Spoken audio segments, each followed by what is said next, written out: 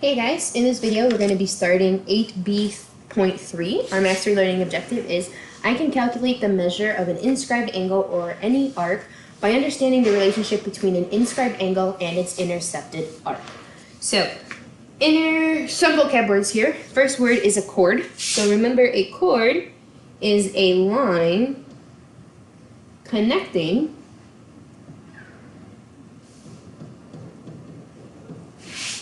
any 2 points.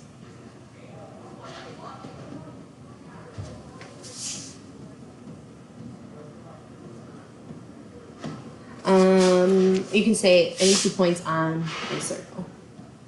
Alright, we're talking about things that are on a circle. It's also named by only using 2 points. So if we look at this example here on the side, we have a circle. We see this point P and point Q. A chord is just any line connecting any 2 points that are on the circle. It does not have to go through the center, it's just anywhere. An inscribed angle is an angle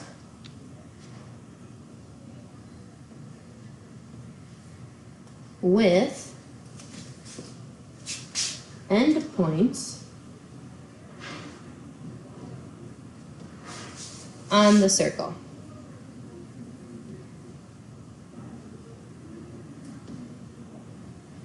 And the vertex on the circle.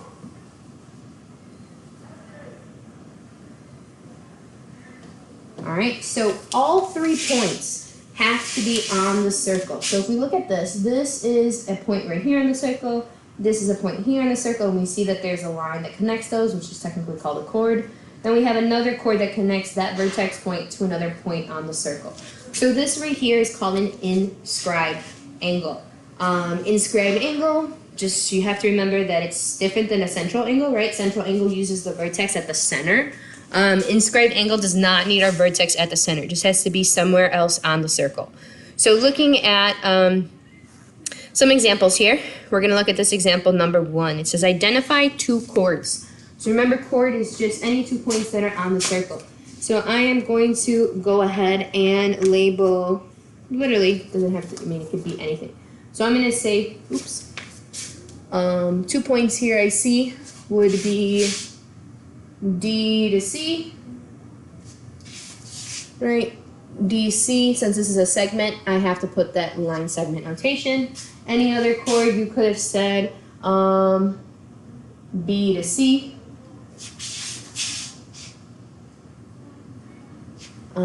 Those are any 2 chords. We only have to label 2. I could have said AC, but I'm only needing to name or label 2 of them. Identify an inscribed angle. So remember, inscribed angle has to have all 3 points on the circle. So I see 2 of them. One of them I see is A to C to B. So that would be that angle. We can say angle A, C, B. Another one could be angle A, C, and then you go to D. A, C, D. Could have said DCA, right? Angle DCB, right? You could have did this small angle. You could have said the big angle, right? There's tons of inscribed angles. You just have to make sure that every point is on the circle. Next one is identifying a minor arc. So minor arc has to be less than 180 degrees. So anything that's less than half the circle. So I can say arc AB. You only need 2 letters there. I could have said arc BC. All right, that would be this one over here. I could have said arc DC. Right, these are all less than. Identifying a major arc. So major arc, you have to be greater than 180 degrees. So 180, use pink. So if I start at A, if I start off at A, I have to go more than halfway. This is halfway, I have to go a little bit more. So I'm going to say arc A, B, D, right? Remember, major arc, you need 3 letters. I could have also said DBC,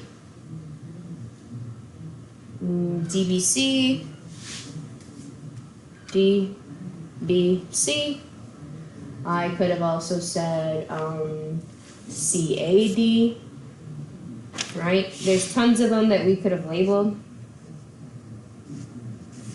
Doesn't really it just tells us to identify A, so we only have to identify one of them.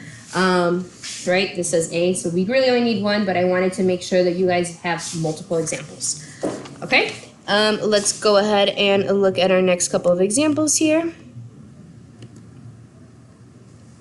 Is now finding the measurement of what an inscribed angle looks like. So when you have an inscribed angle, 2 times an inscribed angle is going to be equal to its arc.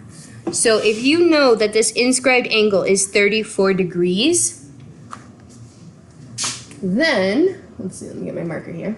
Our inscribed angle is angle AXB, which is 34 degrees, right? That's given to me right there.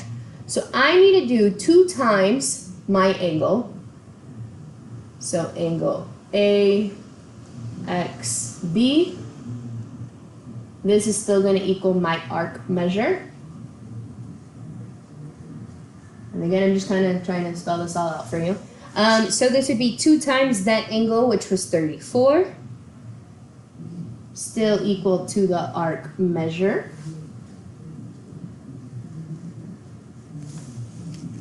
Actually, I'm going to go ahead and just write, instead of the arc measure, what is my arc measure? Why can't I erase?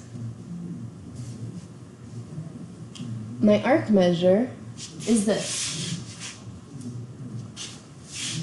Right, this is my arc measure. So my arc is actually arc AB. That's what I'm looking for. That's what I'm trying to solve for. So 2 times my 34 here is going to be 68, equaling arc AB. Right, so what you notice is that whatever the arc is, you have to take half of that to get the inscribed angle. If you have the inscribed angle, then you just double it to get your arc. So in this case, my arc here would be 68 degrees, right? We had to double it to get my arc. All right, so let's look at some of these examples. He's finding example number 1. Do you have a central angle or an inscribed angle? We have an inscribed angle. What we have here, though, is an arc. We have arc AB. So, or arc BC, sorry. So arc BC is equal to 80. We want to figure out what this missing angle is. So in order to find that missing angle, you have to take basically half of our arc. So let's go ahead and write out our formula here. It says 2 times our inscribed angle, I'm going to abbreviate here, is going to equal our arc. Right? So 2 times, do we know what our angle is? No. So I'm going to go ahead and just put an X here. And that's going to equal our arc. Do we know what our arc is? Yes, our arc is 80 degrees. I want to go ahead and solve for x. So what I have to do on both sides is I have to divide by 2 because it's the opposite operation. And then I'm left with x equaling 40. So therefore, my angle here is equal to 40 degrees. So again, if you want to say angle BAC is 40 degrees. Make sure you have that little degree sign, and that's what that little measurement of our inscribed angle is, right? So this is 40 degrees. Okay, let's look at example number 3. So now we have our inscribed angle, right? We have angle WXV is equaling to 42, and we are trying to figure out what this intercepted arc is. So again, we use the same formula. 2 times our intercepted, I keep saying intercepted, interscribed angle is going to be equal to the arc. So substitute what we know. We know what our inscribed angle is. That's 42. That was given to us. We're trying to look for the arc, which is our x. We don't know what that is, and we want to solve. What's nice is that our x is already by itself, so all we have to do is multiply by 2, which would be 84 degrees. So therefore our arc, WV, is equal to 84 degrees. Right, so if you have the angle, you multiply by 2 to get the intercepted arc there. If you have the arc, you're basically dividing by 2, going backwards to get our inscribed angle. All right, let's look at a couple more examples here. Example number 4. So if we have a couple of angles here, we see a triangle, that's nice. One thing that you should remember about a triangle is that all angles inside of a triangle add up to 180 degrees. So this is my triangle. I need to figure out what this angle is because this angle actually opens up to my arc DC. So the first thing is taking my 180 degrees, subtracting what I do know so that I am able to figure out what exactly is my missing angle there. So I'm going to go ahead and label this Y. And I'm going to say, well, Y plus 49 plus 70 has to equal 180 degrees. Right? 180 degrees there. I'm going to add this together. So we have Y equals 100. Y plus, this is a big plus sign. Y plus 119 equals 180. I'm going to do the opposite operation. So I'm going to subtract 119 over to the other side. That becomes a 0. So Y is going to equal 61 degrees. All right, so this is my angle inside here equaling 61 degrees. So this is 61. Now that angle opens up to my arc DC, which is what I'm trying to figure out. This is what I'm going to label as X. So remember that when we are solving this, it's always 2 times my inscribed angle. That's going to equal my arc. So 2 times, we know what our inscribed angle is now. That's 61.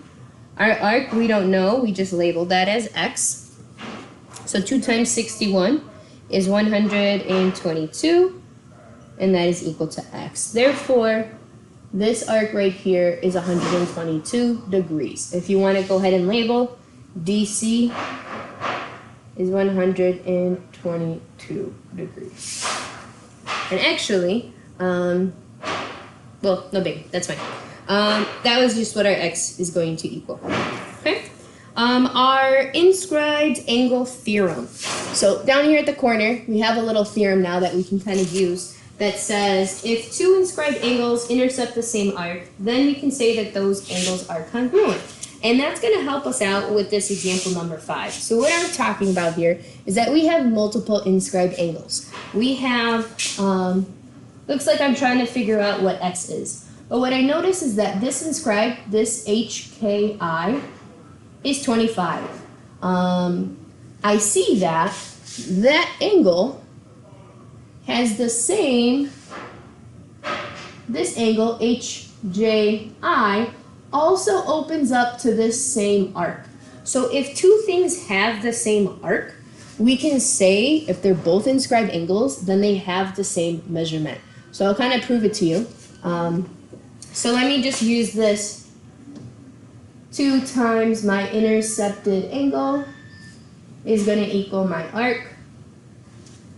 So 2 times my angle right there is 25, so I'm going to put times 25 equals my arc, which I'm looking at as HI. Right, that's technically my arc measure. So this is going to be 50 is going to equal the measure of HI. So this is my 50. Now, if we're working backwards, if I know that's 50, and I'm trying to figure out what X is, I use that same formula. 2 times my inscribed angle is going to equal my arc. Well, 2 times my inscribed angle, which we do not know, I am actually going to undo that and put X, because we do see that it's labeled as X, equals my arc, which we said is 50.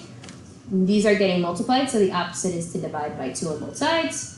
And I see that X equals 25. So we see that this is also 25. So that brings us to this inscribed angle theorem that says exactly what we just did. If 2 inscribed angles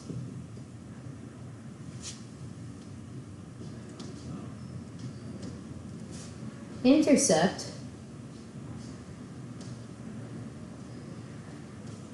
the same arc, the angles are congruent. Right? Congruent is just another way to say that those angles are equal.